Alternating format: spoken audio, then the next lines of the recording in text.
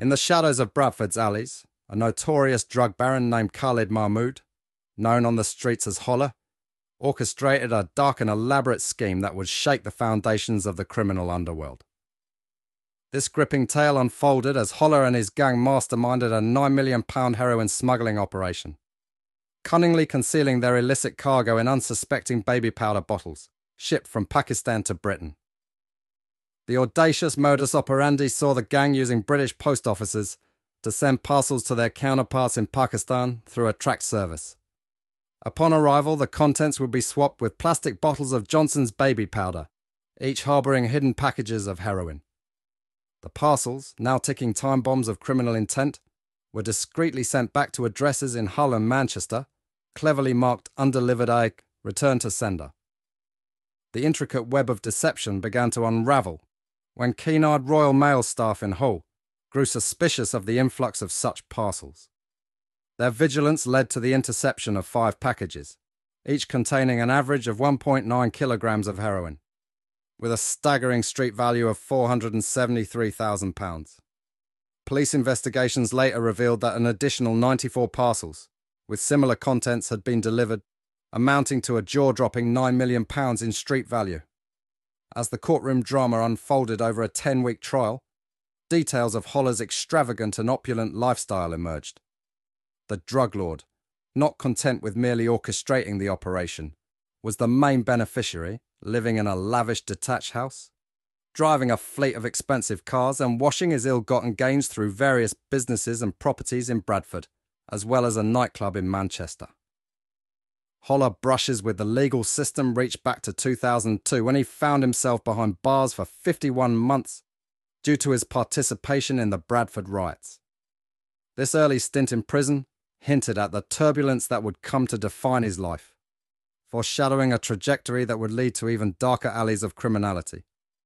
Undeterred by his initial incarceration, Holler's criminal pursuits persisted, culminating in a 4-year sentence in June 2008 for his involvement with a firearm. Amidst the shadows and intricacies of Holler's criminal saga, another dark chapter unfolded when he orchestrated the daring robbery of a drug rival, seizing a staggering £1 million worth of Class A drugs. This audacious move, a brazen display of criminal prowess, added a layer of complexity to Holler's already notorious reputation. The details of the robbery were shrouded in mystery, highlighting Holler's ability to navigate the treacherous waters of the criminal underworld.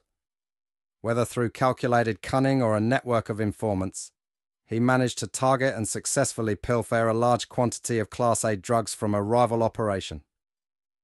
This chapter further underscored the dangerous and audacious nature of the man, weaving a narrative of a character unbound by conventional norms and steeped in the perilous world of illicit activities.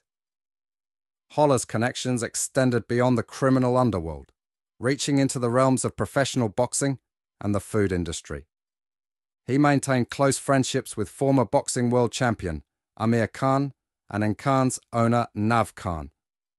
The plot thickened as it was revealed that even the owner of the popular Lahore food chain restaurants, Ishfaq, had ties to Holler.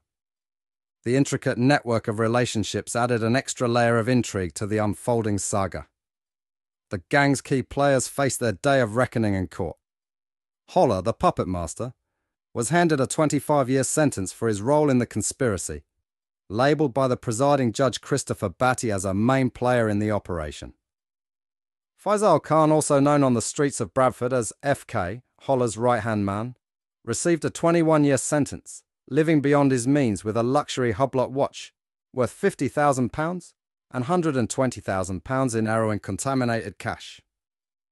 Others involved, including Fiaz Ahmed, who played a leading role in handling the heroin once it arrived in the UK, and Yasser Uddin, a postman and trusted friend of Holler, who exploited his Royal Mail knowledge, received sentences ranging from 19 to 23 years. Usman Bari, the eyes and ears at the Hull end of the operation, faced a 19-year jail term. Even Holler's brother Azhar was not immune to the long arm of the law, convicted on a money laundering charge. He received a 10-month jail sentence suspended for 2 years, along with 200 hours of unpaid work. The court heard he was under surveillance when he collected £38,000 in cash from Leicester, further illustrating the extent of the illicit operations. As the intricate layers of the £9 million heroin plot unravelled, it became abundantly clear that Holler, the elusive figure with a penchant for the shadows, stood as the linchpin of the entire operation. Despite his behind-the-scenes modus operandi, orchestrating the criminal symphony with a masterful touch, Holler emerged as the main architect, the puppeteer pulling the strings in this audacious endeavour. Operating in the shadows, Holler's influence was palpable in every aspect of the conspiracy. From the strategic logistics of smuggling heroin within innocuous baby powder bottles, to the elaborate network of accomplices spanning from Bradford to Pakistan and back to Hull and Manchester, his fingerprints were on every clandestine manoeuvre. The courtroom drama underscored Holler's role as the main man in this high-stakes plot. Judge Christopher Batty, in delivering the verdict, acknowledged Holler's central position, labelling him as a main player in the operation. The sentencing reflected the gravity of his involvement, with Holler receiving a substantial 25-year jail term for his pivotal role in the conspiracy. Holler's mastery in remaining behind the scenes, orchestrating the criminal symphony from the shadows, added an air of mystique to the unfolding narrative.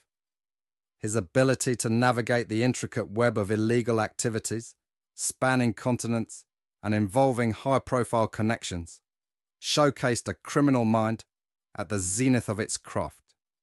As the legal proceedings concluded, it was evident that Holler's behind-the-scenes machinations had not only fueled the elaborate heroin smuggling operation, but had also defined the narrative of the entire baby powder conspiracy.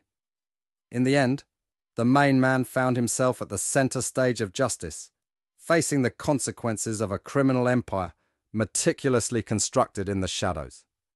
This real-life crime saga, intricately woven with suspense, high stakes, and unexpected connections, serves as a cautionary tale against the allure of the criminal underworld.